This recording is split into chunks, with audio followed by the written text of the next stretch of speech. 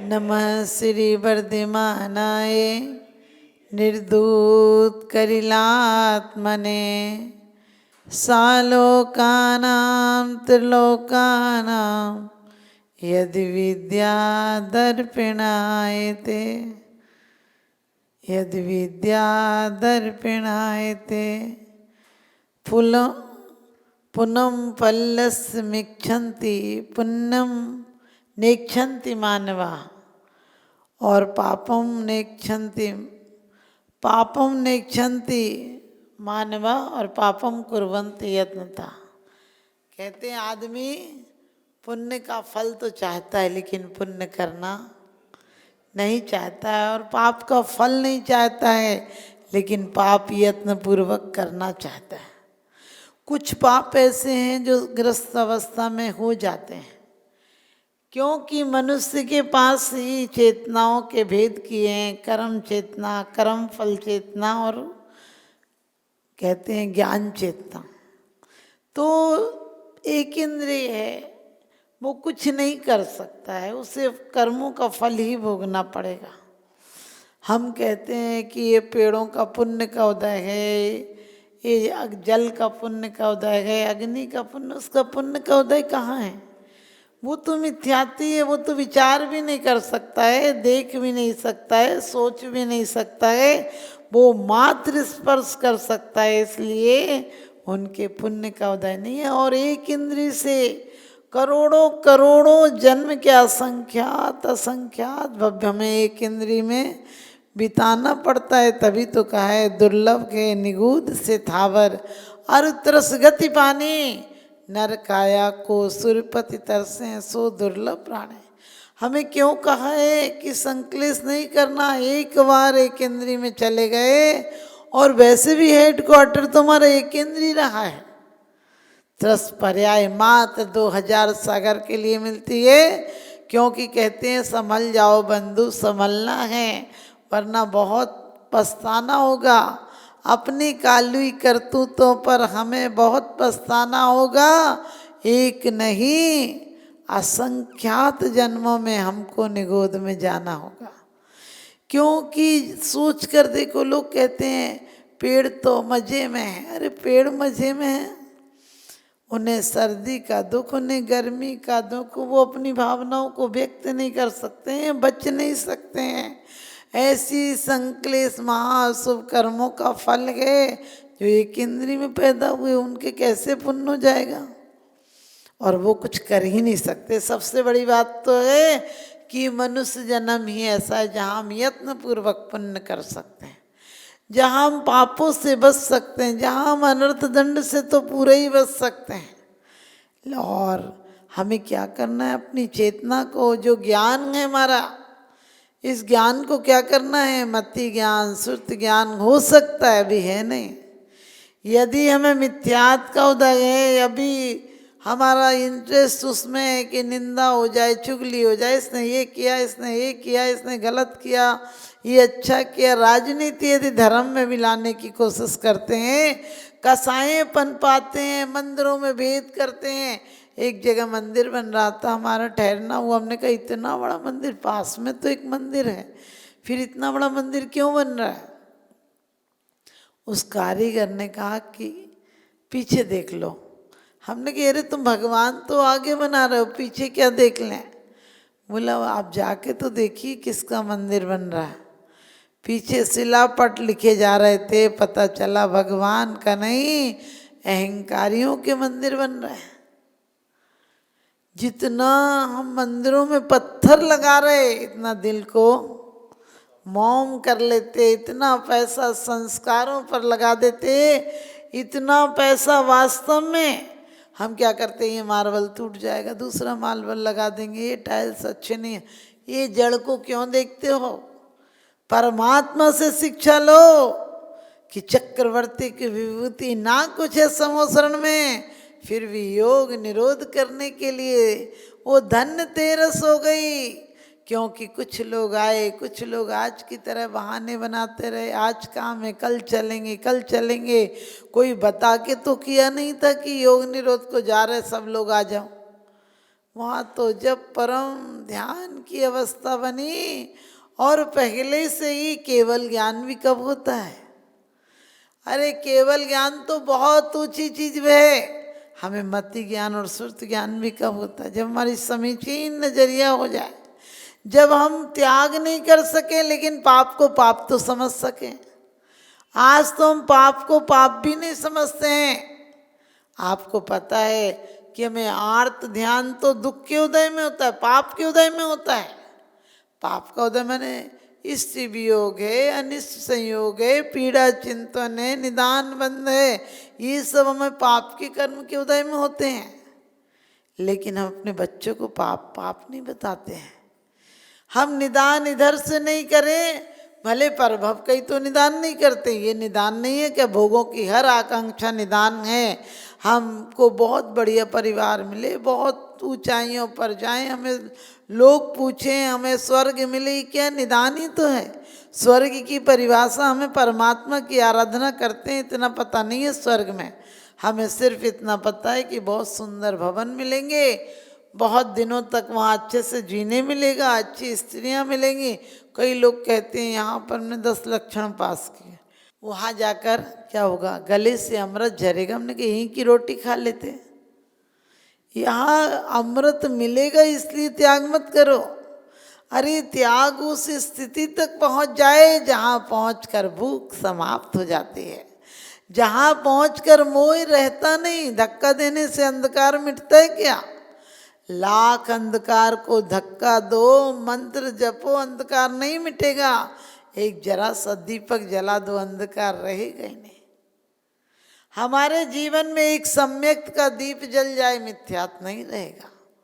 सम्यक्त का दीप हम रोज बोलते हैं कि भगवान मुझ में तुझ में बस भेद यही, इतना सा भेद है।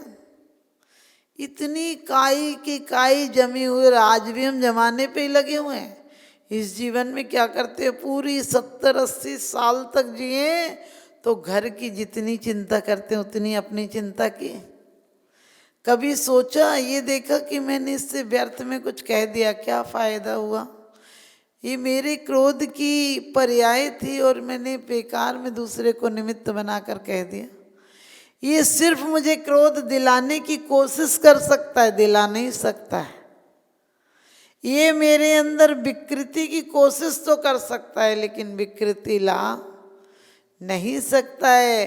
देखो श्रीपाल को देखो, आपको पता होगा श्रीपाल धवल सेठ ने क्या किया था, लेकिन उन्होंने एक बार कहना चाहिए कहा तो न्याय तो मिला, लेकिन सच पूछो उन्होंने फांसी की सजा रुकवा दी थी। चंदन वाला का दृष्टांत लो, मूलत सेठानी ने कितनी शंका की थी, लेकिन वो फिर भी कहती है कि माँ आपके कारण मुझे महावीर को, मुनि को हार देने का सौभाग्य मिला, इससे बड़ी क्या बात है। हमारा नजरिया इतना अच्छा हो सकता है क्या कि आपने गाली बकी, मुझे एक संबर निर्जरा का मौका मिला, मुझे क्रोध नहीं आया। हमें तो कोई एक कहे तो हम 4 कहने को तैयार रहते, कोई इतना सा संकलेश करा दे हम इतना बड़ा अपने आप कर लेते हैं। विचार करके देखना, हम पाप को कितना बढ़ाते हैं, पुण्य को कितना छोटा करते हैं। हम कोई बढ़िया काम हो उसकी तारीफ नहीं करते हैं, कोई संयमी हो उसका प्रचार नहीं करते हैं। आज कोई किसी के घर में भी गलती हो जाए, कोई की बच्चे बच्चियाँ समय के अनुसार विपरीत धारा में चले जाएं, हम तुरंत सबको फोन लगा लगा के कहेंगे अरे क्यों इतनी ऊर्जा, आपने तत्वार सूत्र पढ़ा है। और अपनी निंदा गर्हा आलोचना ये सब करने से, प्रायश्चित पश्चाताप करने से पापों की निर्जरा होती है, हमें पुण्य का बंध होता है। हम रोज आलोचना पढ़ लेते हैं कि भगवान नदियन विच नीर धुआए, कोसन के जी मराए, और क्या कहते हैं सुपने मदि दोष लगाया, फिर जाग विषय बन धायो, ये सब पढ़ लेते हैं। लेकिन वही हालत है ना, हम खूब कसमें खा लेते हैं, खूब प्रत्याख्यान कर लेते हैं, कायोत्सर कर लेते हैं कि आज के बाद ऐसा नहीं करेंगे। जैसे ही निमित्त मिलता है, इतनी कमजोरी रहती है, तुरंत वो काम कर लेते हैं। हमें कोशिश करना है, हम पुण्य भी नहीं चाहते हैं, लेकिन जब तक हमें वो रास्ता, वो मंजिल नहीं मिली है, जब तक हमें शुद्धोपयोग की एकाग्रता जैसी भूमिका नहीं बनी है, तब तक प्रयत्न पूर्वक हमें क्या करना है, पाप को छोड़ना है और पुण्य को करना है। क्यों करना है? क्योंकि बच्चे से कुछ लेना हो तो हम कुछ उसे लोभ दिखाते हैं, उससे अच्छी चीज दिखाते हैं, बच्चा तुरंत छोड़ देता है। आपने देखा होगा कभी कभी बच्चे चाकू ले लें या माचिस पकड़ लें तो हम तुरंत उससे अच्छी उनकी पसंद की चीज ला के देते हैं और बच्चे तुरंत उसको फेंक देते हैं। हमारे जीवन में भी पाप बहुत दुखदाई हैं, हंस हंस कर बांधते हैं, रो रो कर नहीं छूटते हैं। वर्तमान योग भरा पड़ा हुआ इसी से कि जब जब जुबान भी फिसली तो औरतों को तो कुछ नहीं हुआ और घर में और राज्य में लाखों लोग मर गए। आज क्या हमारे कारण, परिवार में, समाज में, इसके कारण नहीं, अहंकारी लोगों के कारण आज समाज में कितना विघटन है। आपके यहाँ ना भी हो वरना कोर्ट कचहरियों में केस पड़े हुए हैं लोगों के। मुझे तो शर्म भी आती है और दुख भी होता है। हम अहिंसा परमो धर्म की बात करते हैं, हमारे यहाँ चित्र लगा होता है, आपके यहाँ भी लगा हुआ है।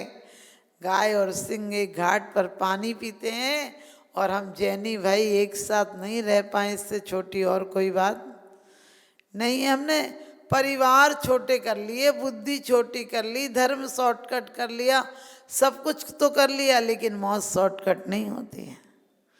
मौत तो निश्चित है, आएगी। साधु भी जीता है, आप भी जीते हैं, साधु भी कर्म करता है, आप भी करते हैं। 5 इंद्रियों का उपयोग वो भी करते हैं, देखने का, सुनने का, बोलने का, चलने का, खाने का, सब इंद्रियां उनकी भी काम करती हैं, लेकिन उनकी इंद्रियां उन्हें मोक्ष ले जाती हैं और हमारी इंद्रियां हमारे को नरक ले जाती हैं। बड़ी अच्छी बात पूज्यपाद स्वामी ने कही है इस उपदेश में कि साधु खाता हुआ नहीं खाता है, साधु चलता हुआ नहीं चलता है और साधु बोलता हुआ भी नहीं बोलता है। क्योंकि चलते हैं तो कैसे चलते हैं, कितना विवेक है।